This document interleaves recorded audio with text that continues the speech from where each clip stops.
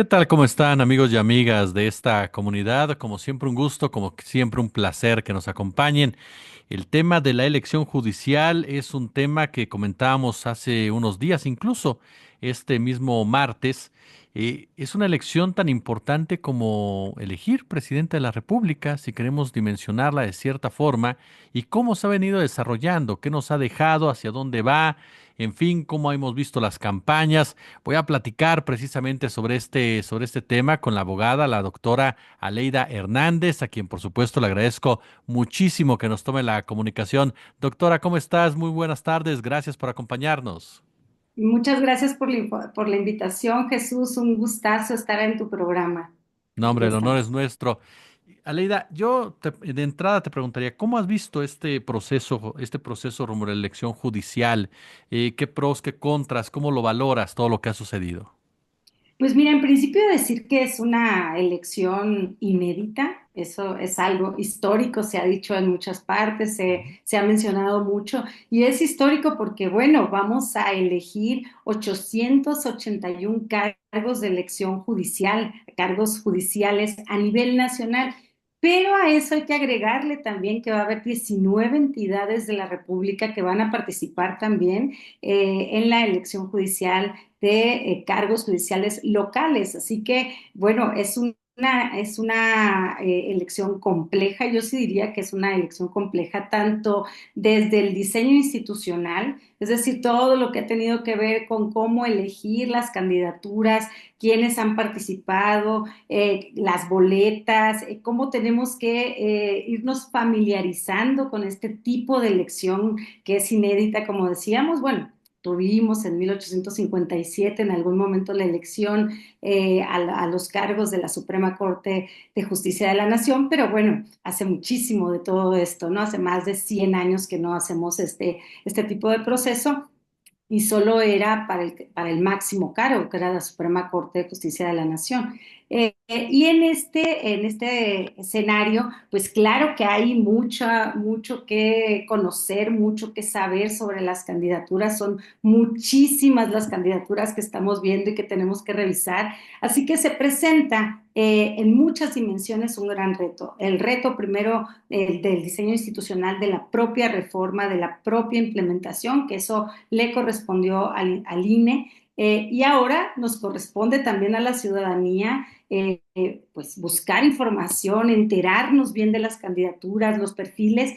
Por eso hablo de que sí es una elección compleja, pero bueno, vamos a tener que ir aprendiendo a que el Poder Judicial se democratice, por un lado, y en segundo lugar, que la ciudadanía nos informemos cada vez más de qué se trata este tipo de elecciones, ¿no? ¿Cómo ves a la gente? ¿Cómo has sentido tú a la gente? ¿Se entusiasma a la vez como que todavía confusa en materia de información? Ya quedan pues estamos a menos de un mes realmente. ¿Cómo has sentido la participación de la gente, oye?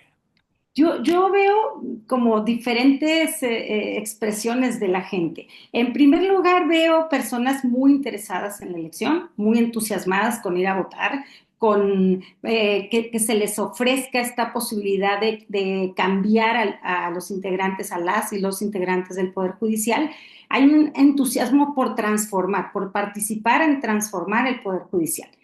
Pero en segundo lugar, también veo de parte de muchas personas que les he escuchado una preocupación. Y esta preocupación es, ¿qué hago con tanta información? ¿En dónde busco? ¿Cómo me entero de quiénes son? Están circulando videos de candidatos y candidatas a diferentes puestos, como lo mencionaba hace un momento, son 81, 881 cargos de elección para la elección.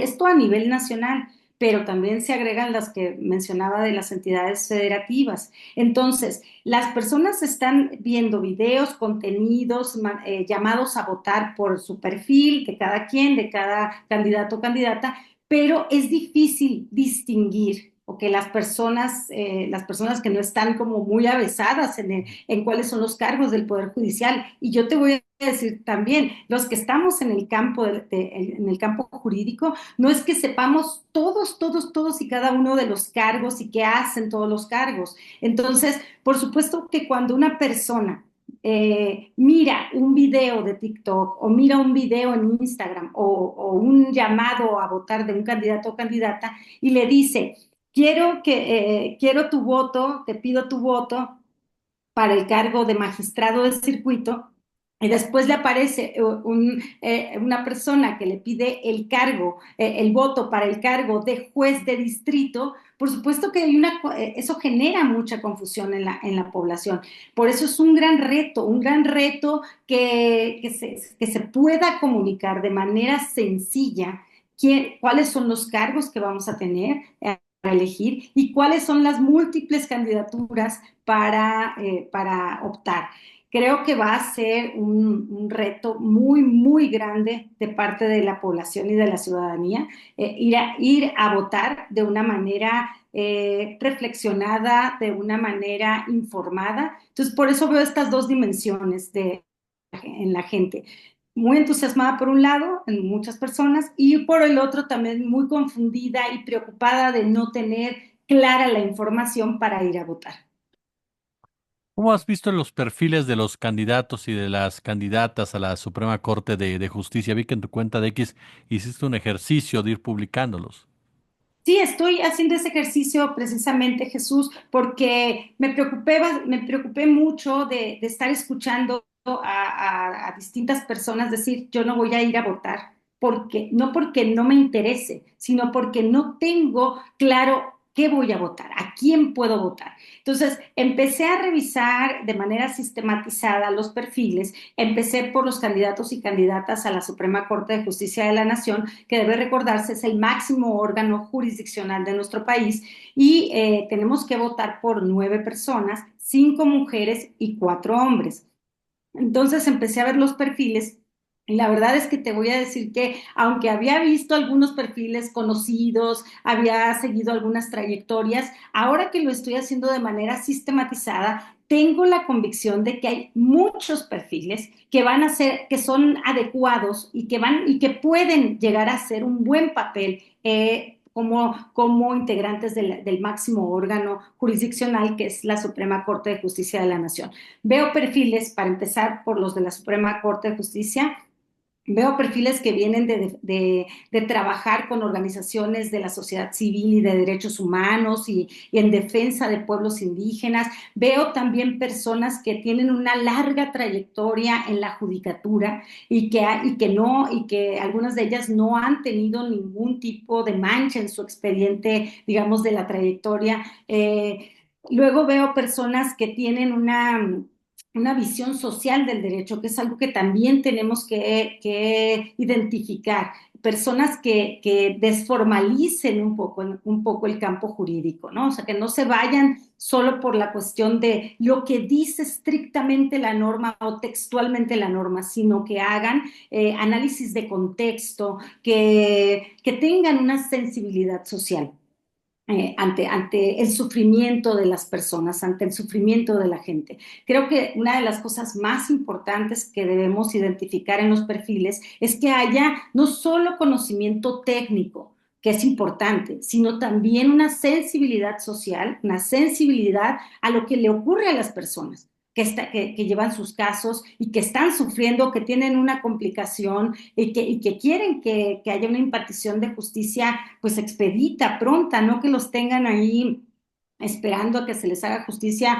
más de 15 o 20 años. Entonces veo perfiles sensibles, veo perfiles que también tienen conocimiento técnico, que tienen trayectoria y por supuesto que vemos otros perfiles que pues que hay que poner en focos rojos, ¿no? Esos que pues que tienen alguna asociación o alguna antecedente de haber hecho pues un trabajo muy deplorable o incluso que han tenido señalamientos muy serios sobre comisiones de delitos. Entonces, creo que podemos conformar una Suprema Corte de Justicia de la Nación con buenos perfiles, con perfiles sensibles, cercanos a la gente y con conocimiento técnico, que son dos cosas que se necesitan, Pero también hay que poner los focos rojos en perfiles que no queremos que vuelvan a estar en la Suprema Corte ni en ningún espacio del Poder Judicial.